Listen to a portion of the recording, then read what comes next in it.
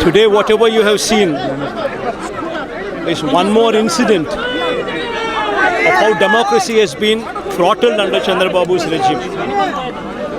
Several such instances have taken place, and in Nellore, the two instances which have taken place will also mirror the same. 14 cases, and such cases, if you were to see those cases, you would laugh over them. People have been arrested, ex-minister has been arrested in those cases, and every time that case, one case finishes, he gets a bail, you have another case booked on him, and today it has been 64th day, he's still languishing in jails. That is the plight of him.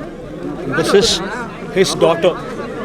What reply will Chandrababu's regime give to her for falsely booking such kind of cases? Another case of Prasanna. Please have a look at the house. Please have a look at the lady who's an 83-year-old lady who's residing in the house.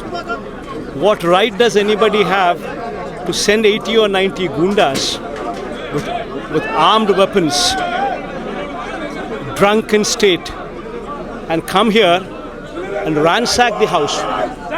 Had Prasanna been here in the house, he would have been killed. And what action has been taken? None. None. In reverse, case has been booked against him instead.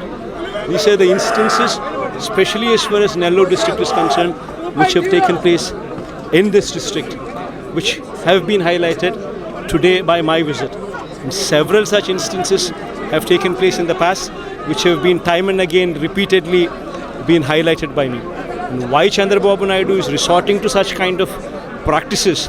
I mean, have you seen any government literally be so scared of the opposition that you have actually deployed more than 2,000 people? You have dug every road. You have dug every road to stop people from coming. Such is the fear in him. He doesn't want people to come. He doesn't want people to express their anguish over Chandrababu's regime. Such is the fear in him, because he has failed in every promise he is given. It has been 14 months. Super 6 and Super 7, which have been his electoral promises, have gone for a toss.